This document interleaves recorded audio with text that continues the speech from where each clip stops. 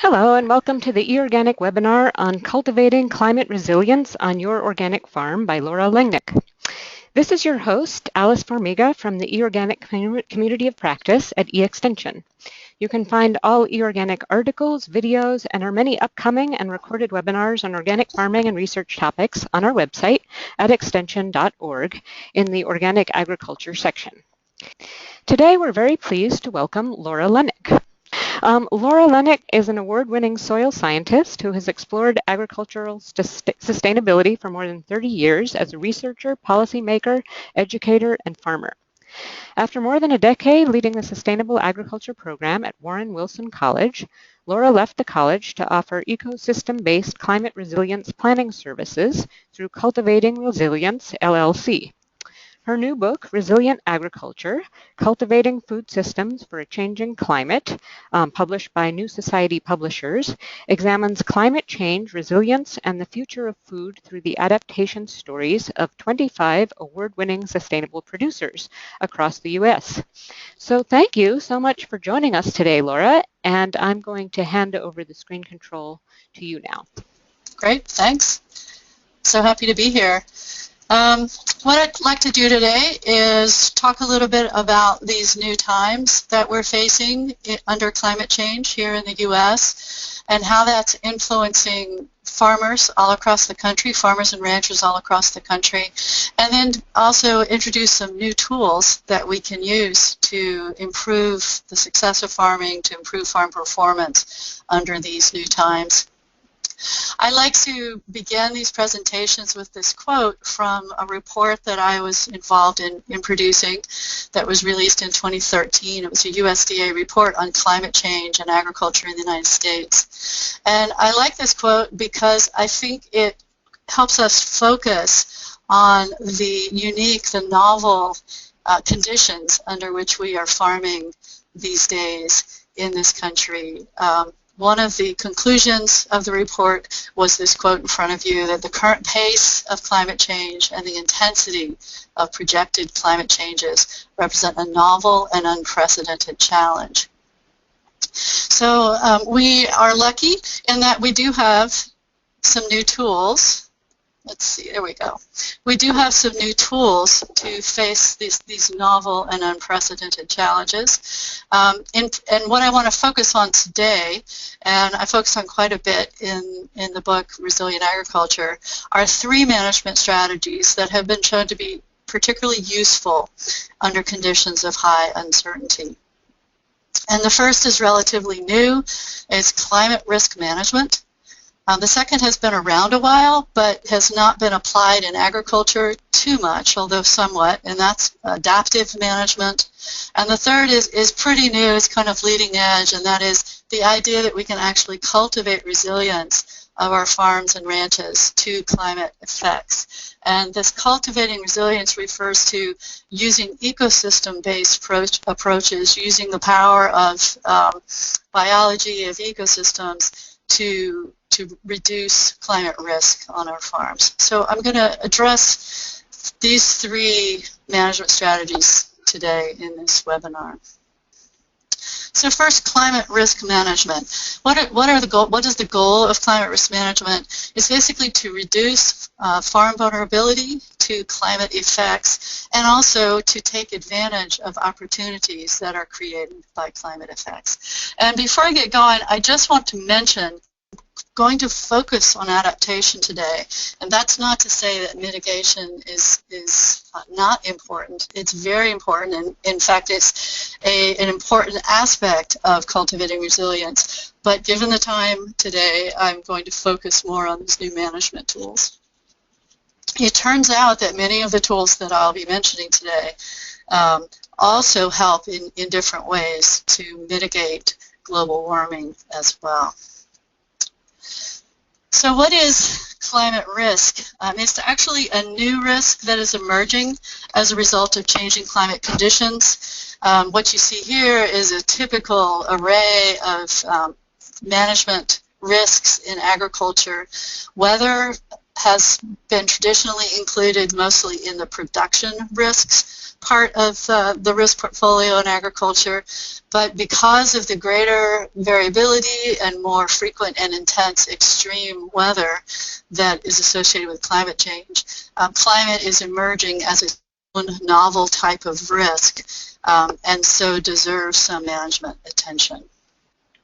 So this vulnerability framework offers, I think, a very useful way to begin to assess climate risk on your farm. You can break up climate risk into 3 different parts or aspects, components. And the first component has to do with what specific climate-related events are experienced on the farm. Not every farm will experience all the climate change effects that are being reported across the country. So exposure is the specific climate-related events that a farm experiences. A second part of the second component to climate risk is how sensitive are the components on the farm, the different parts of the farm, the plants, the animals, the people, the buildings, the landscape. How sensitive are they to the specific climate-related events or the specific exposures at that farm? Sensitivity, by and large, is expressing the tolerance of the plants and the animals. It could also be build structures on the farm and the natural resources. The tolerance of these components of the farm to extremes in weather. So that's sensitivity. And the last part of the climate risk equation is adaptive capacity, and that's the ability of the farm as a whole, the whole system, to cope with climate-related events. So sensitivity is more about the specific components of the system and their specific tolerance to extremes, weather variability and extremes.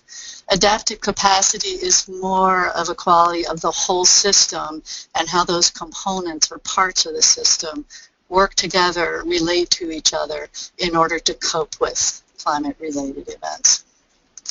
I like this framework. I think it's very useful to farm managers because it really helps you focus on what parts of this climate risk equation that you can directly manage, and also begins to help you think about how to manage them. The exposures, if you already are on a farm and you're in a place, you can't do much to change the exposures other than be engaged citizen and let our leaders know that you want them to work together at an international level to mitigate global warming.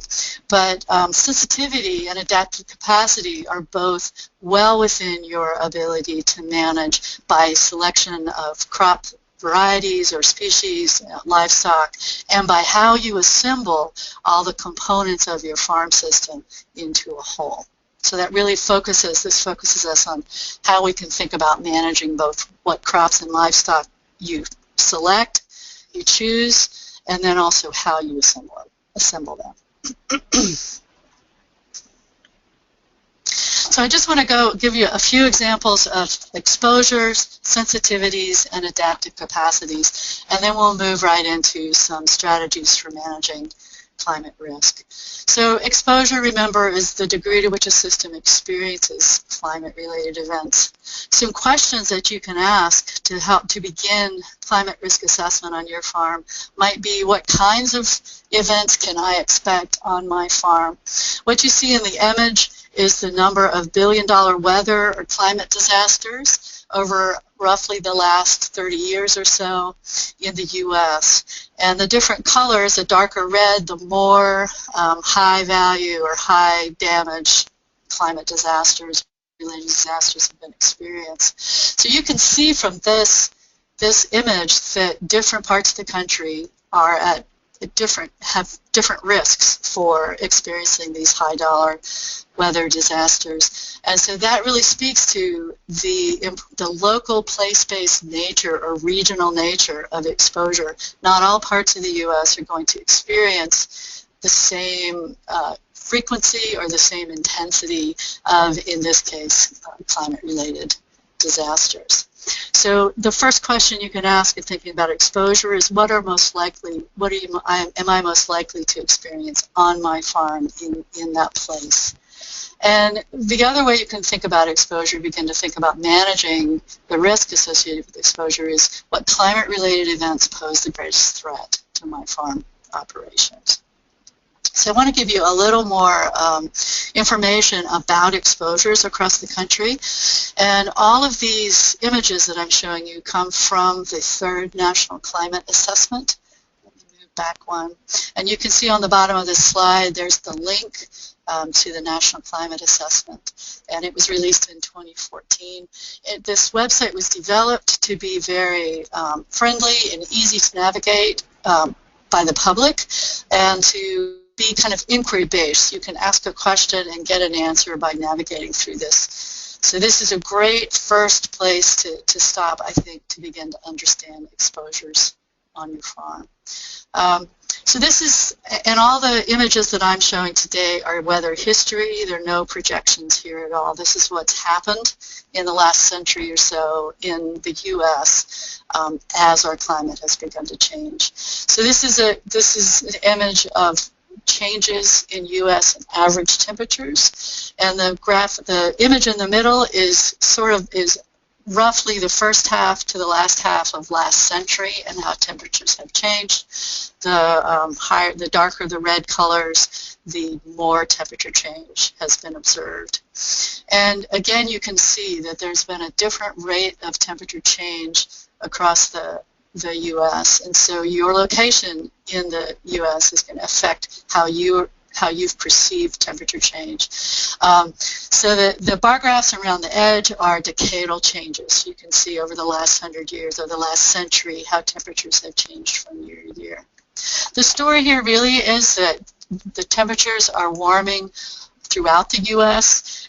The extent and the rate of that warming is different depending on where you're located, and what the increasing temperatures, with increasing temperatures have come warmer winters, more heat waves, more frequent and intense heat waves, and hotter summer nights have been some of the specific exposures that have affected farmers in this country.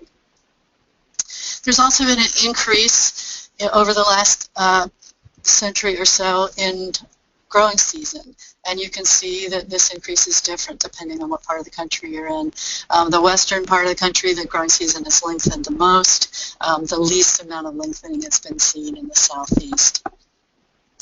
This is observed changes in precipitation. And with the same basic layout of data, the image in the middle is the first to last half of last century, the changes in precipitation, and then decadal changes are in the bar graphs around the outside. So as you can see, much of the country has seen an increase in total precipitation, although several areas of the country have seen a reduction.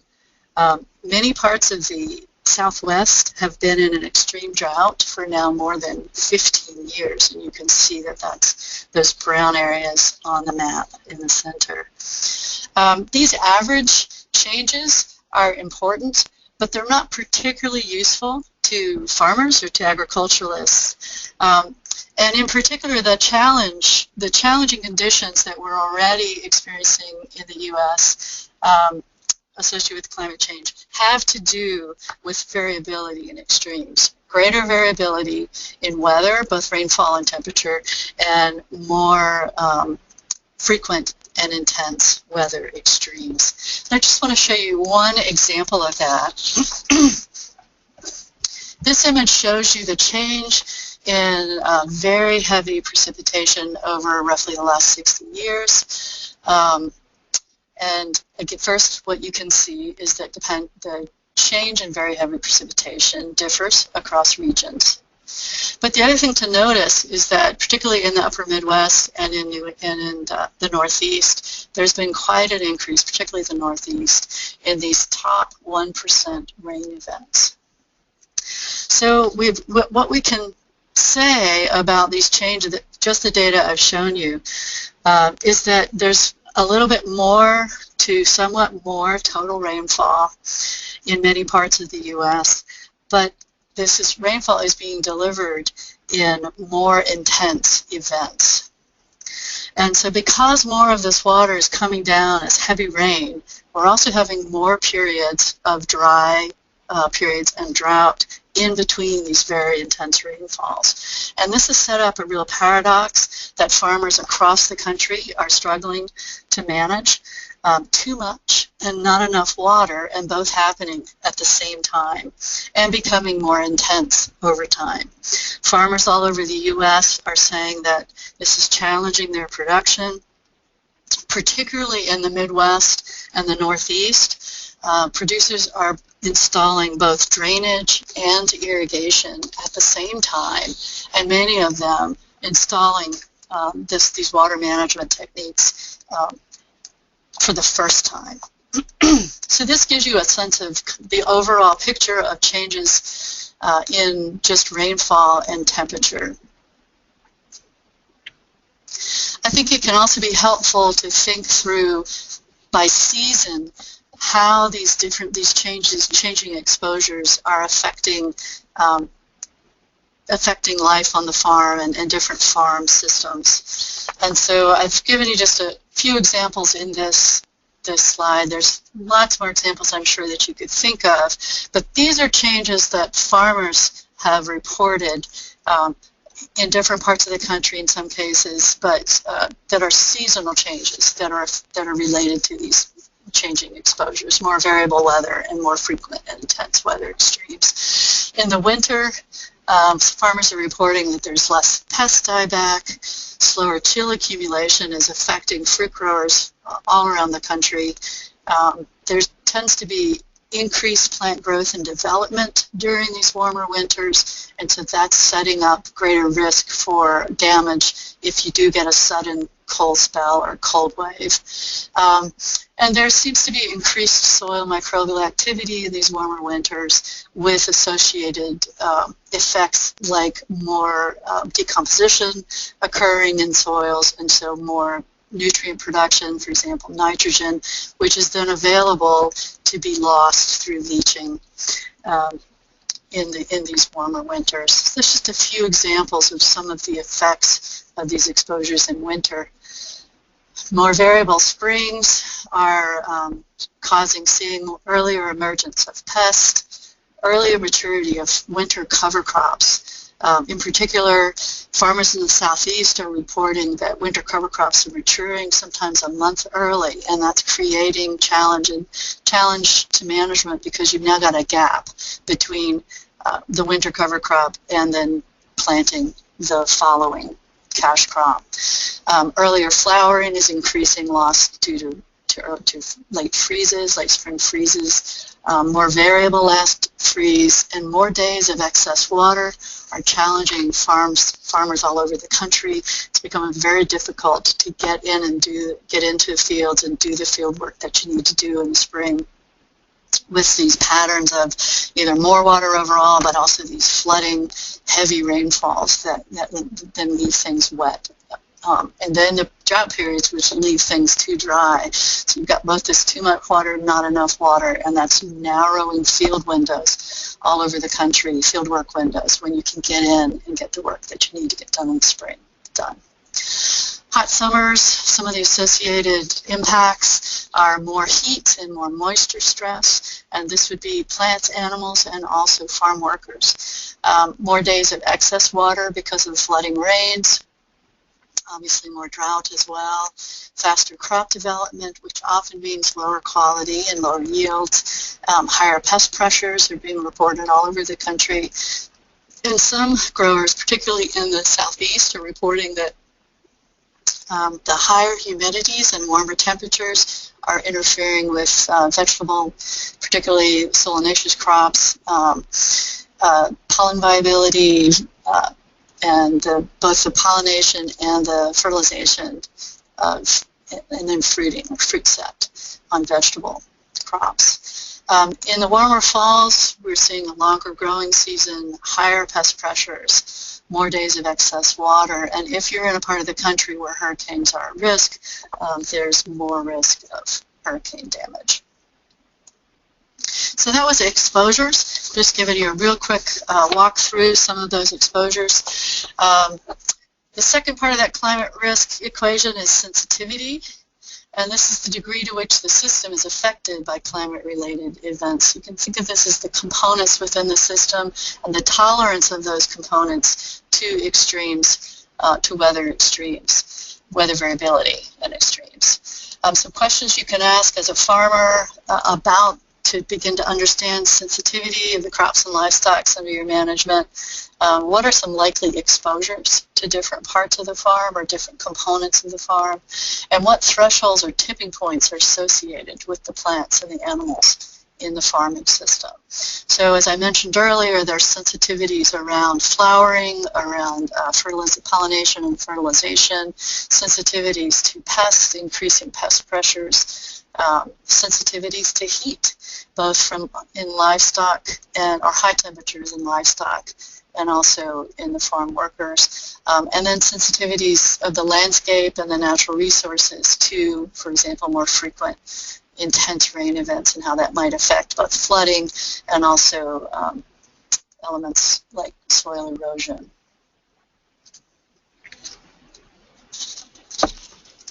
And the last part of that climate risk equation is adaptive capacity, and this is more of a systems quality. It's how all the components relate and together respond to climate-related events, and you can think of it as the ability to cope with climate-related events. Some questions that you can begin to ask to understand your adaptive capacity include questions like what resources are available on the farm to buffer variable weather and extremes? Will likely exposures push resource demands above existing supply? And what thresholds or tipping points are associated within the existing farm system. The images here are from the college that I worked with for quite a long time here in Western North Carolina. It's Warren Wilson College. What you're seeing is a view of the farm at the college. In 2004, we had a very unusual event, 3 hurricanes, which are unusual in our region at all. We had 3 hurricanes in 2 weeks come make a direct hit up our valley and drop 17 inches of rain in 10 days in September of 2004. And so there was a lot of flooding associated with that event. And because we are pasture-based, the college farm is a pasture-based livestock farm, we were able to move the animals out of the floodplain.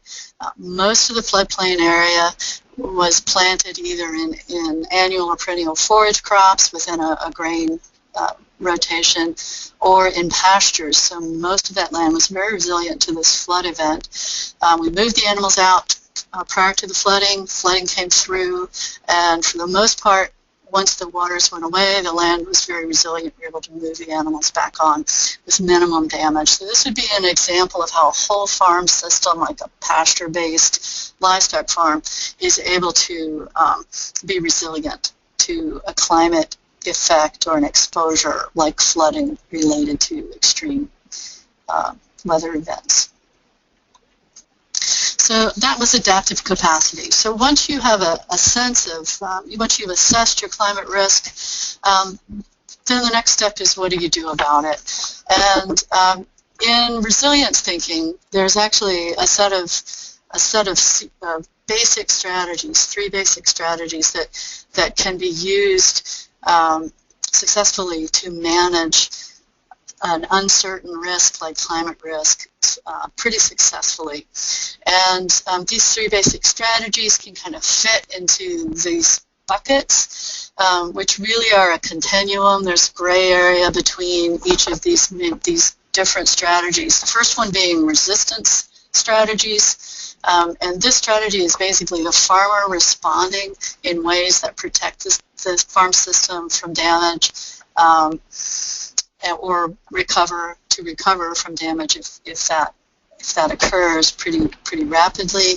The second group of strategies are resilient strategies, and those are strategies in which you've assembled an agro-ecosystem that can respond in ways that either prevent damage or aid in recovery of damage from disturbances. And then the last bucket is this transformation bucket, and that's where really this is more leading edge thinking, but it's describing agroecosystem design that is locally adapted and very highly adapted to the local conditions and has the capacity to evolve to changing climate conditions. So I want to just give you some examples of practices that fit into these three different buckets. I also want to say that as well as we understand it at this point, resilient systems tend to choose tools from among all three of these basic strategies. So any resilient farm or ranch, you're going to see examples of all three of these basic strategies in use. So resistance practices are those in which the strategy is to accept increased cost and more risk to maintain the existing production system. So this is really a protection strategy. Some examples of resistance practices, for example, for managing water would be to, and these are all practices that are being used, reported by farmers and ranchers across the country as already being used as adaptations to the climate, to the exposures we're experiencing now and have been for the last decade. So for managing water, many farmers are buying more equipment so that they can get into the field when those narrow field windows are right for working, so it allows more flexible timing of field operations. As I said before, they're investing in both irrigation and drainage, and some farmers are investing in different sorts of flood control structures as well to try to reduce the risk of floods. To address temperature challenges, you're adjusting field operations, moving planting or harvesting in different parts of the year, for example. Maybe if they're a vegetable farmer, planting, focusing production more in the fall and the spring and less in the heat of the summer, things like that. Also, lots of farmers are using physical protection and space conditioning, and not just for temperature changes, but also for water, to, for example, physical protection to reduce the impact of these flooding rains on soil conditions. Pest and disease resistance practices include using IPM, using physical protection, and also increased use of pesticides. And then some newer, more innovative options in the resistance bucket include trying to manage climate risk by using the risk assessment, like I just talked to you about, and also purchasing more insurance. And insurance has always been a tricky question for many organic farmers, but there are a few programs, particularly the whole farm revenue insurance program, that is improving every year. And so if it's something you haven't looked into, you might want to look into that this year to see if it might be a better fit for your operation. Resilience practices, the strategy there tends to be reducing risk through creating robust agroecosystems so that you're using what you can think of as ecosystem-based services for climate protection. A simple way to describe this particular group of practices would be sustainable ag practices more generally, plus whole farm adaptive management, which is a new way, a new more active way to manage the farm system, and I'll be talking about that in just a minute. Soil health and plant biodiversity seems to be key to many of these resilience practices, and these resilience practices tend to involve managing specific farm ecosystem processes.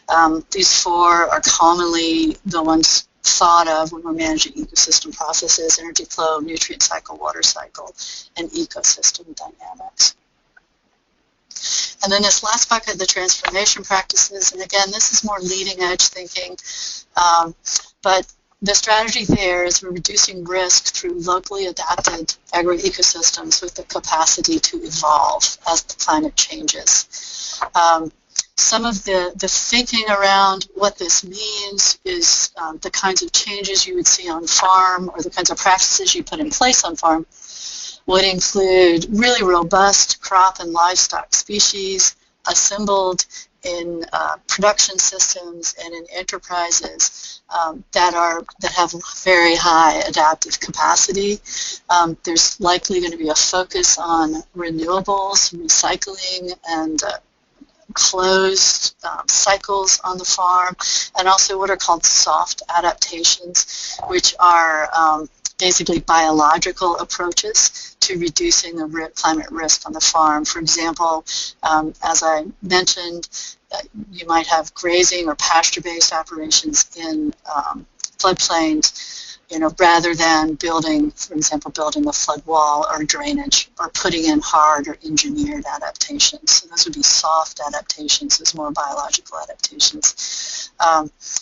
It appears that we'll be converting annual cropland more to perennial pasture into forest lands, or incorporating more perennials into annual landscapes, and then using a whole suite of new management approaches that fall under this title of climate smart management.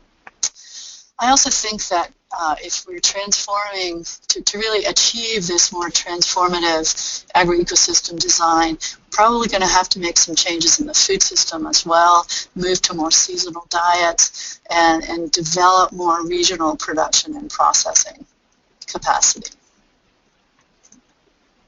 So that's climate risk management, and then these three strategies for managing climate risk in the farm.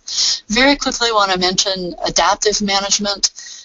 It's a type of management that is particularly useful in conditions of high uncertainty and dynamic change. And it's been called learn as you go, and this is very different from learn by doing. So if you're interested in looking into adaptive management, I encourage you to really read about it. It's a very formal way to learn, to evaluate and learn about the system under your management over time as a way to improve management. It has basically 3 or 4 parts. You can think of it as 3 or 4, but there's a plan. You put the plan into action. You evaluate and you learn by observing the system in formal ways, and then you adjust. That would be the fourth part. You adjust your management actions based on what you've learned to maintain the performance of the system.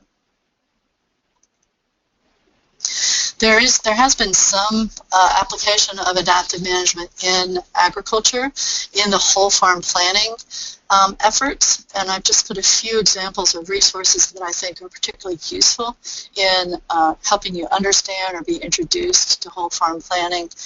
Probably, I think the best resource is the whole farm planning book that NOFA put out. It's by Elizabeth Henderson and Carl North. You see it there in the upper right-hand corner. It'll set you back $14. It's a very easy read, and it's a very clear and informative discussion of whole farm planning applied to any kind of farm. The Holistic Management and Holistic Management International, that is a framework for decision-making that has been primarily applied to livestock production, primarily graze systems, but there's a lot of good information there if you're a rancher or using management tools of grazing, for example. And the other thing I want to alert you to is a program that was started about 15 years ago by the Land Stewardship Project. The Farm Beginnings, it's a community-based new farmer training program, and the entire curriculum of Farm Beginnings is a whole farm planning curriculum. So if you're interested to learn more about whole farm planning and community-based education is a way you like to do that, you might see if there's a Farm Beginnings program in your area. So the last part of the presentation today, I wanted to just introduce some resilience concepts and then give you some examples of some of the farmers that were included in the case study research I did for resilient agriculture. So resilience is a word that is used a lot these days. It's very much a part of public discourse, and typically the meaning of resilience I think is this idea of bouncing back, so being able to bounce back from a disturbance or a threat and keep on going. And if you don't remember anything else from this webinar, but I'd like you to remember this. Resilience is a much richer idea than just bouncing back. And I think there is a lot that can be learned in this body of knowledge, which is really about 50 or 60 years old.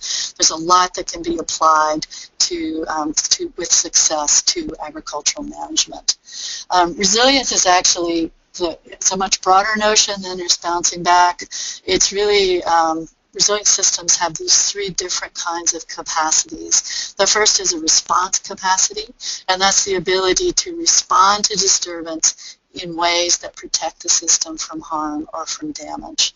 Recovery capacity is that bouncing back capacity, and then transformation capacity is this that you can actually change the system when you recognize that it's not serving you well, change it to improve its resilience, to improve its performance. One of the great opportunities that I see in the challenge of climate change is that we have a choice when a system under our management is damaged by a disturbance related to climate change. We have a choice at that point. We can bounce back to the system that we currently are using, but we can also take it as an opportunity to bounce forward and rebuild into a new system that perhaps gives us more benefits than the one that we've used in the past. There are three key qualities of resilience. The first is diversity, and both social and ecological diversity, or biodiversity and social diversity, diversity over time, over space, diversity in function, and diversity in response. So diversity is key in resilience. The second key quality is modularity, and you can think of that today as just self-reliant. The critical needs of a system are being provided primarily within the system.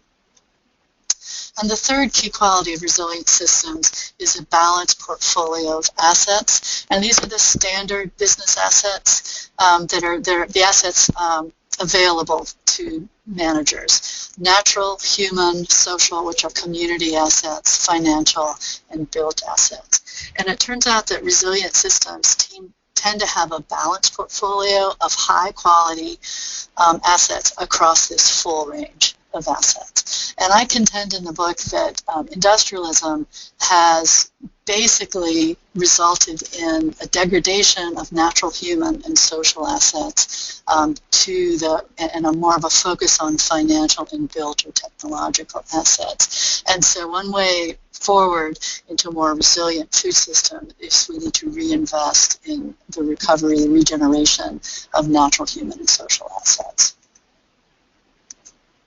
So this is the last resilient slide. I'm not going to go into detail on these design criteria, but I like to show it because I want you to understand that there are specific design criteria that have been proposed for agroecosystems. You can see first there's some ecological and some social criteria, and you can also see, if you just review those lists pretty quickly, that diversity shows up in a lot of these criteria.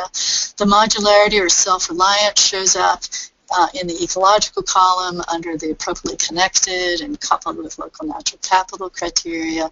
In the social column under globally autonomous and locally interdependent criteria.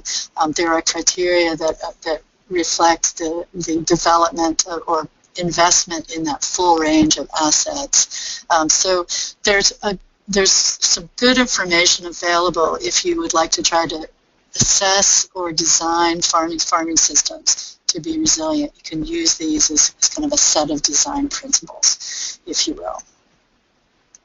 So thinking about everything I learned about resilience in the last 5 years or so, I really see it as shifting management objectives. If you're trying to manage for climate resilience or cultivate resilience, you're going to go from an optimum to more robust solutions.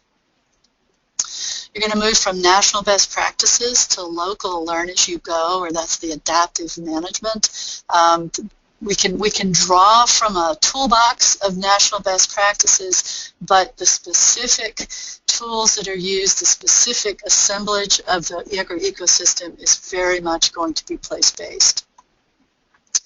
We'll be moving from imported to place-based resources, from disposable to rethink, reduce, reuse, and recycle, from efficiency to redundancy, and from economic to multiple benefits. And as I look at this list, my experience and background with sustainable agriculture, what I saw was, wow, this looks a lot like sustainability. And so that led me to my the project that I report on in the book Resilient Agriculture. I did a case study project across the country with award-winning sustainable producers, long-time sustainable producers. 15 of these producers are certified organic producers.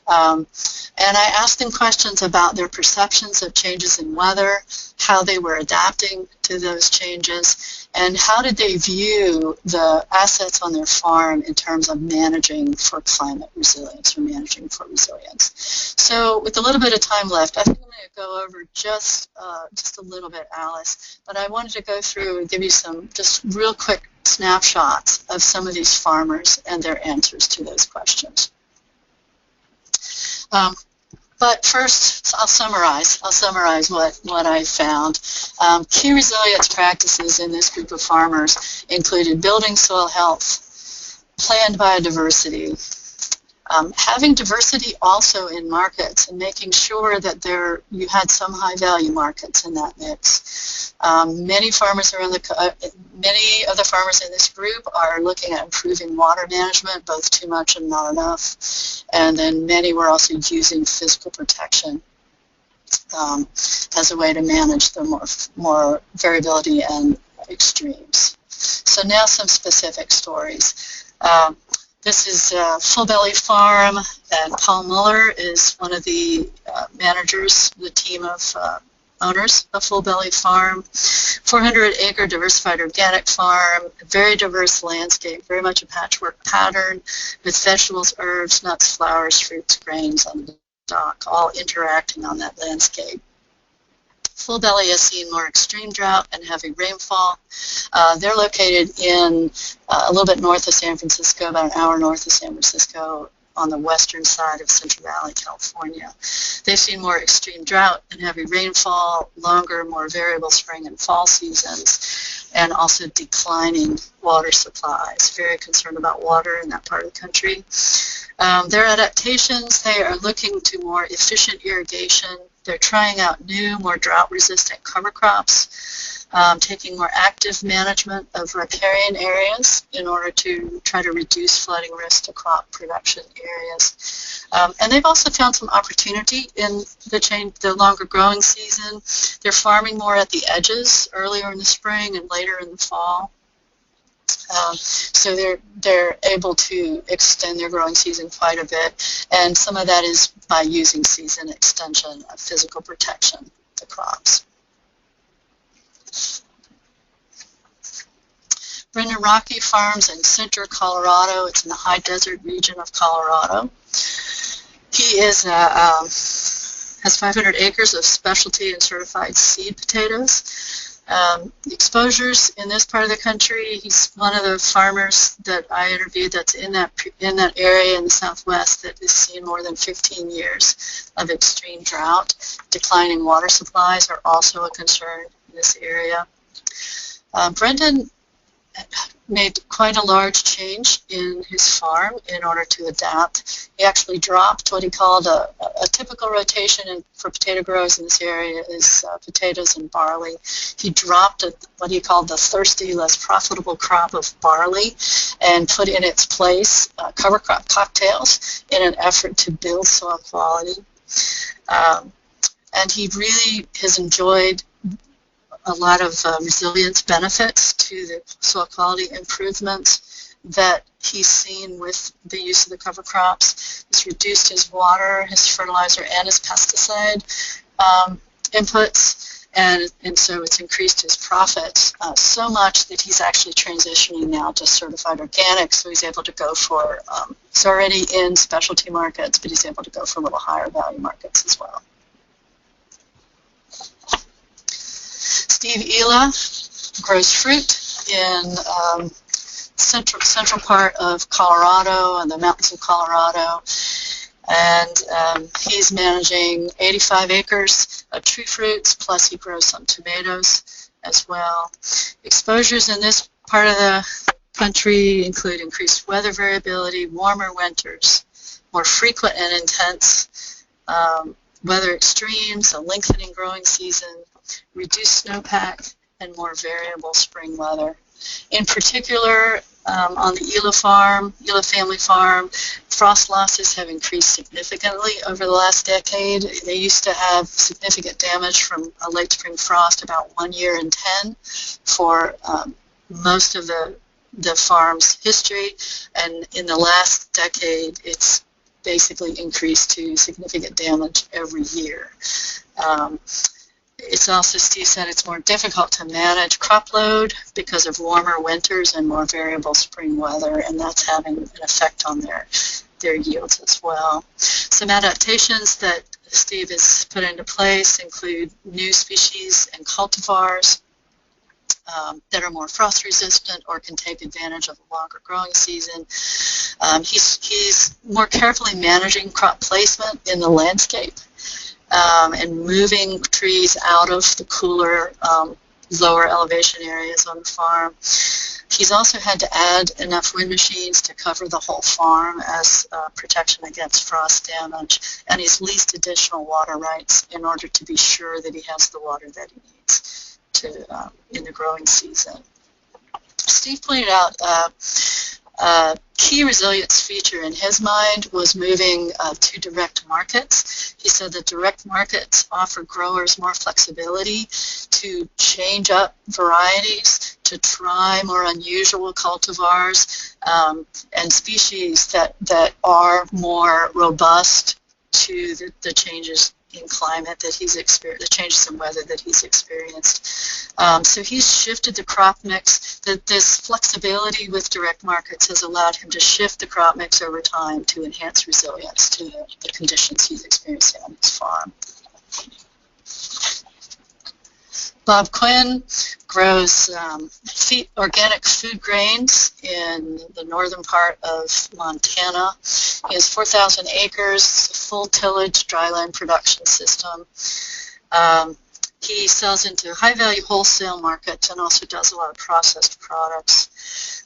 Exposures on Quinn's farm and ranch include a longer growing season, more variable weather, higher temperatures, more dry periods, and drought. And so he's changed up his rotation a little bit. He's dropped lentils, replaced alfalfa with more drought-resistant peas, along with buckwheat and clover, which were normally part of his rotation. He's also found some new opportunity in the warming winters in his part of the country, and that he thinks he can grow sour cherries, and he's very excited about doing that and having a tree crop on the ranch as part of the crop mix on the ranch. Ron and Maria Rosman have Rosman Family Farms in Harlan, Iowa. It's a 700-acre certified organic feed and food grains. They also produce pasture-based beef, pork, poultry, and they sell at retail at a farm store that's on the farm, and also they sell into wholesale organic markets. Some of the exposures that Ron reported are narrowing fieldwork windows, more winter cattle stress, and they're also really seeing a change in their ability to manage giant ragweed. It's become much more challenging. Some of the adaptation on the Rosman farm include more water quality buffers and windbreaks as a way to manage the more heavy rainfalls and the winter stress, the winter weather that's causing stress on the cattle. And then they're really putting a lot of focus on getting field work done in a timely manner, trying as a way to manage those narrow field work windows. Gary and Linda Price have 77 Ranch. It's in Blooming Grove, Texas, about an hour south of Dallas. It's 2,000 acres of restored tallgrass prairie. They are not an organic, certified organic operation, but I wanted to include them because of the evidence for exceptional resilience to drought of native prairie, and also high soil quality created by the planned grazing. Exposures in this area, prolonged drought and heat wave, particularly Gary had a lot to say about the performance of the farm in the 2011-2012 drought. He was one of the few cattle operators that did not destock in that drought, which had devastating consequences throughout the southern Great Plains region. And Gary believed that the success of his farm, the good performance of his farm in this extreme drought condition, is due to the high soil quality that he's cultivated through planned grazing, and also the drought tolerance, exceptional drought tolerance of the native pastures. So we just have three more here.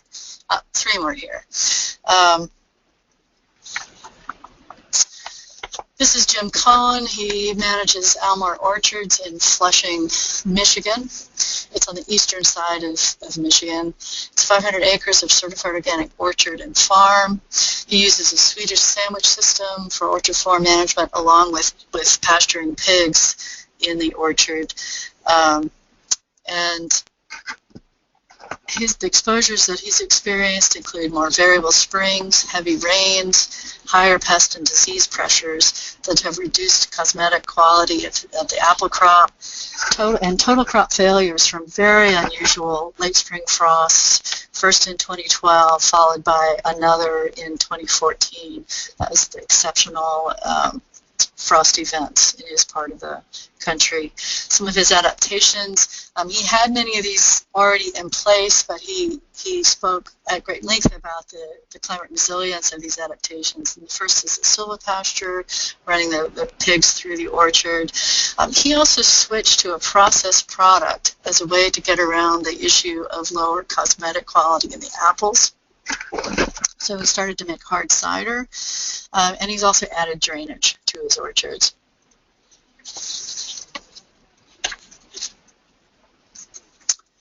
Jim Crawford owns New Morning Farm. It's in Houstontown, Pennsylvania, southern Pennsylvania. It's a 45-acre diverse certified organic vegetable production system. Exposures at New Morning include more variable temperatures, more heavy rainfall, summer drought, more disease pressure, and a whole host of novel disease that were never seen on the farm in his 40-plus years of managing the farm until the last 5 or 6 years. Adaptations to the heavy rainfall, he does fall soil preparation, because much of the heavy rain tends to occur in the spring, and then he makes his beds, does all of his soil prep, and then covers all the beds with plastic to protect it from heavy spring rains. He's also using much more organic pesticides than he ever used to use to try to manage this more heavy pest and disease pressure. And one of the particular key resilience feature or asset of his farm, Jim Crawford appreciates the farmers cooperative, the marketing cooperative that he helped establish, and that sells at farmers markets and also into wholesale markets. He points to that as a really important feature of resilience, is the financial stability of that kind of marketing.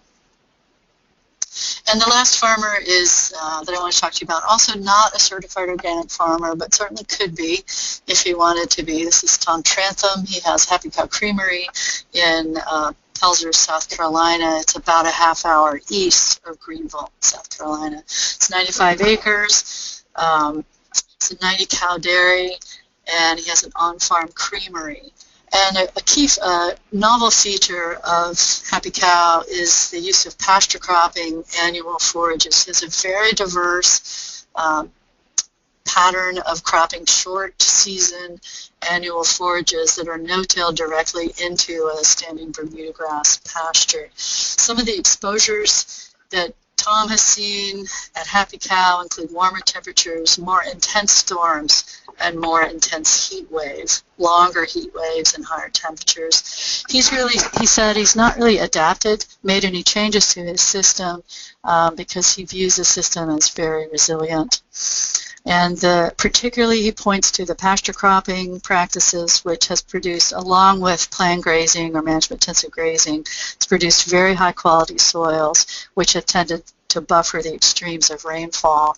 And then the diversified short-season forages allow him to select a particular species depending on current weather conditions, so that he can really fine-tune on the go the forages that he's producing. So this was a very special group of farmers.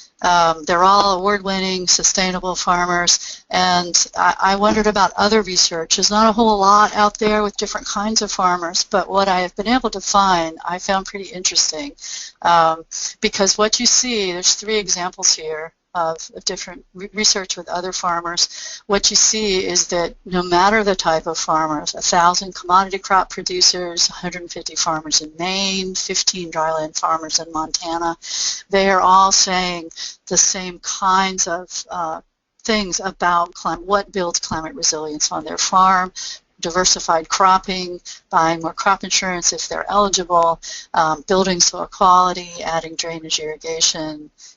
You're seeing that throughout, no matter the location and no matter the type of farmer.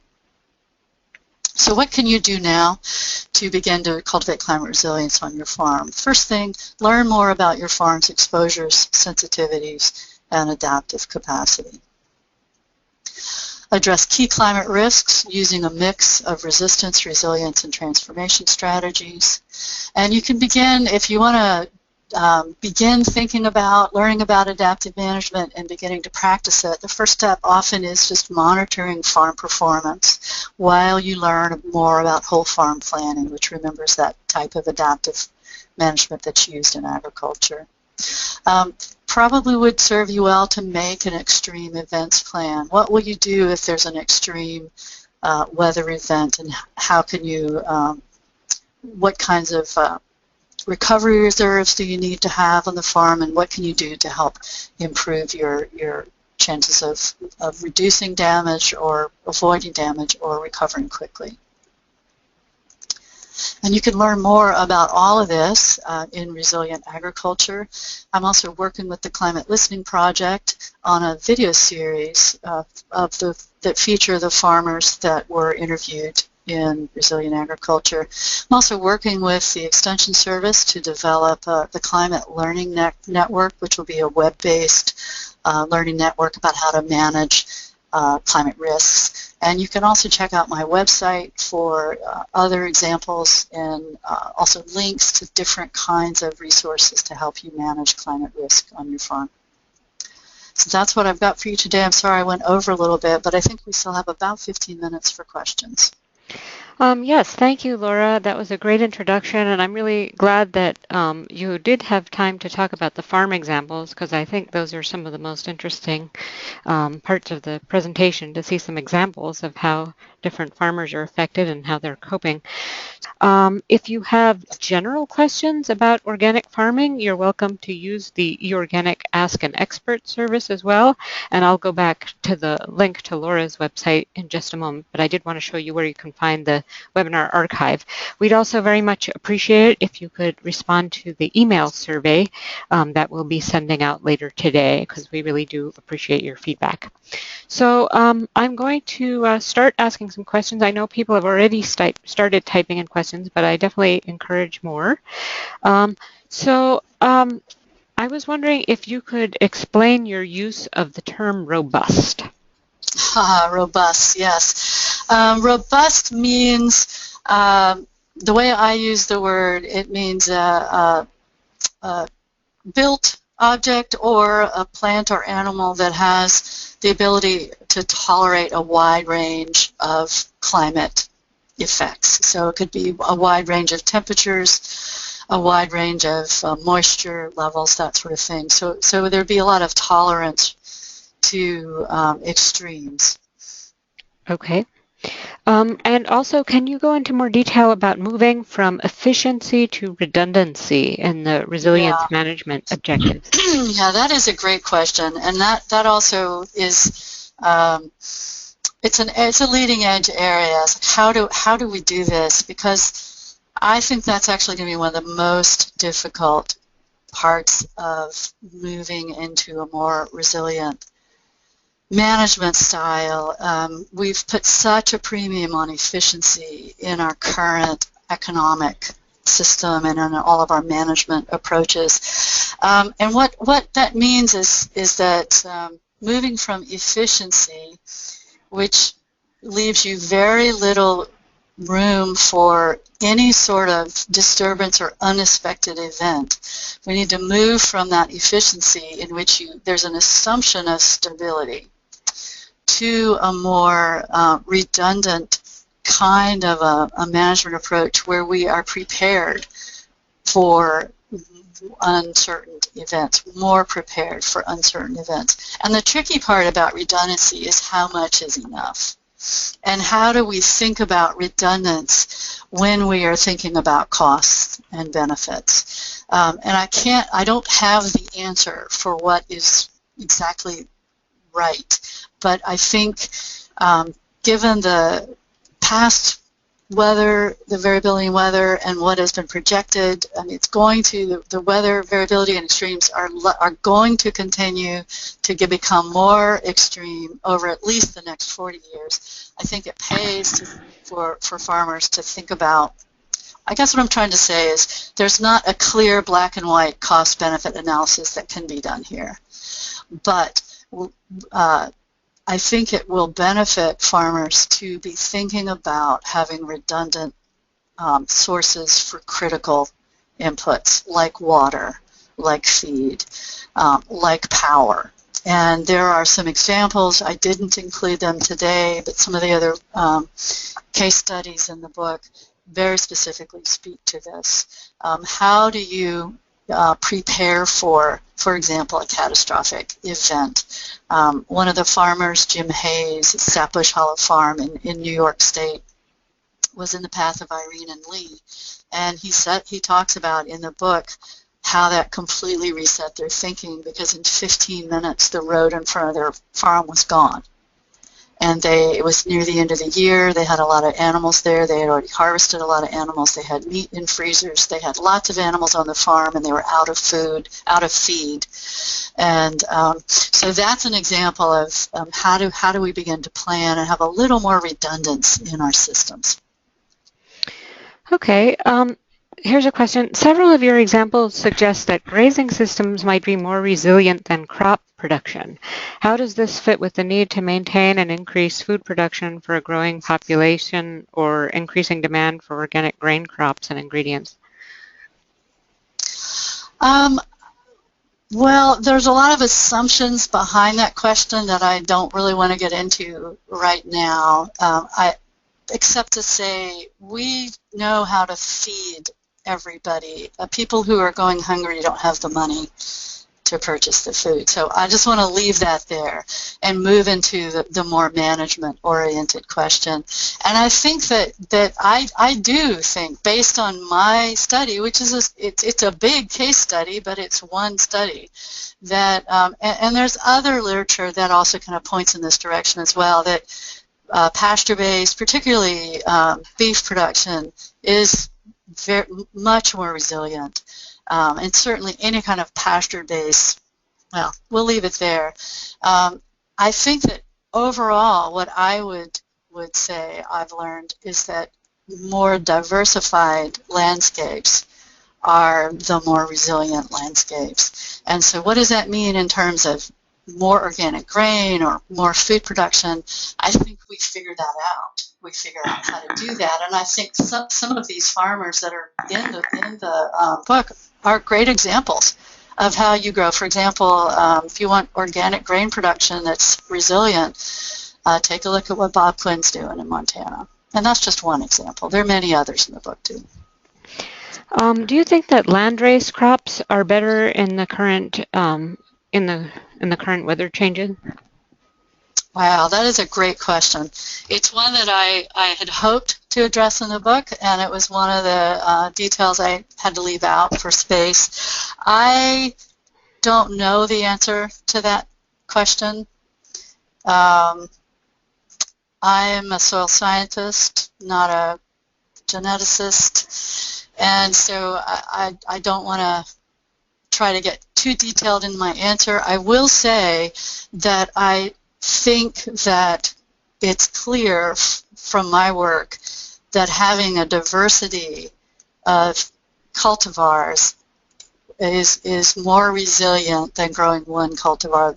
Over and over again, the farmers told me that in this work. How that fits with land races, I don't know, except that as I understand land races, it's a more diverse genetics. And so that fits with this idea of that I have heard from farmers about using cultivars, a diversity of cultivars. I think there's a lot of work to be done. I did really look at this and just couldn't get my mind around it enough to feel confident writing about it. I ran into ideas of horizontal versus vertical resistance in pest and disease resistance. And so I think all of that relates as well. And again, I just would fall back on the general conclusion that diversity cultivates resilience, whether it's on the genetic level, the cultivar level, the species level. Okay, we have a question about the effects or consequences of more herbicides and pesticides being used over time because of climate change pressure. Is there a question, or what are the effects? That was, I guess, what are those effects? Do you think will happen? That is an outcome of this work that really concerns me, that it looks like as pest pressures are increasing, that's a tool in the resistance bucket, in the resistance toolbox, and certainly needs to be used, but I think there's a lot of potential in really putting more focus on creating pest suppressive environments through these biological or soft adaptations. And I think that's a really important area for us to learn more about, to do more research, to do more development of how we do that. The impacts of using pesticides, I mean, that's pretty well known, and there are all kinds of impacts both on farm and human health and livestock health and off farm and water quality and environmental health. So I don't know that I need to go into any more detail than that. Okay, this is a question about markets. Do you think that market opportunities already exist for farmers that are interested in adapting their systems to be more resilient, or do you think we need to prioritize systematic changes in markets like regulations, formation of cooperatives, etc.? Do we need to regulate markets? I think the market question is a really place-based question. I think some areas there's markets, in other areas the markets are saturated. I haven't thought much about. I'm much more interested and involved and have experience in the cropping system, livestock part of all of this question. I haven't really thought a lot about changes in policy related to marketing. So I'm sorry, but I can't really answer that question, except to say that I think markets are very, I think the solution to supporting a more resilient agriculture by changing markets is going to be regional or place-based as well, because market conditions change. Well, and markets also change depending on the products being produced. So. Someone wanted to know what you meant by direct high-value markets. Yeah, what I meant by that is direct markets are the farmer selling directly to the consumer, so that's the direct part. And then high value would be there's some kind of additional quality that's raising the value of the food. So that might be selling a organic beef directly versus selling natural beef directly. So there's also some value associated with the organic label. Okay, we have a blueberry farmer or someone interested in blueberries online, and so he wanted to know if you've encountered any blueberry or small fruit growers and what adaptations they've been making. That's a great question, and I haven't encountered any blueberry growers, so I cannot share what sorts of adaptations they're making. Okay. Let's see. Here is a question for Jim. Oh, it's about Jim Coan. Are there any concerns about using pigs in the orchard, thereby having pig manure feeding the orchard trees? Yeah, that's a question I always get about his system. He's well aware of regulations, organic regulations around manure, and he times the pigs in the orchard to meet the requirements. So in the parts of the orchard that are producing fresh apples. And then part of the reason he went to hard cider was that cosmetic concern. But the other part was to keep his pigs in the pastures, in the orchards. And so because he's processing, he's selling a processed product that that product, because it has alcohol in it, he meets the food safety requirements, and he's allowed to let the pigs be in the orchard. So the parts of the orchard that are producing the cider apples, he doesn't have that same concern. I hope that made sense. Okay, thank you. Let's see. Nature has highly resilient systems. How can we design farm systems that better mimic natural systems? Well, a good place to start would be to take a look at those resilience design criteria, because what you'll see is that they're really describing natural systems.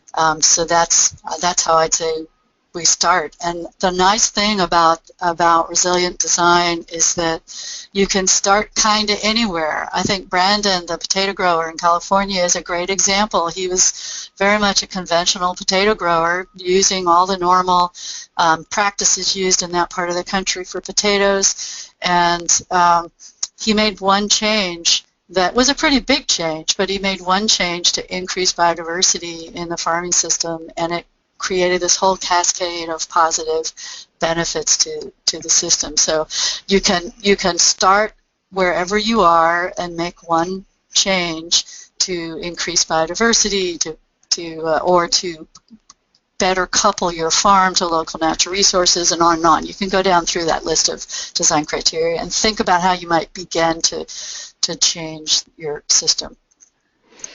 Okay, we have time for one more question. So can you talk more about practices for managing too little water?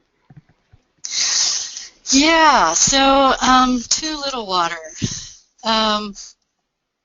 Well, I think based on the work that I've done and all the farmers that are managing that condition, primarily in the western part of the country, but really everywhere, because with this increase in heavy rainfalls, we've got this increase in drought periods. And I'd say number one is building soil quality.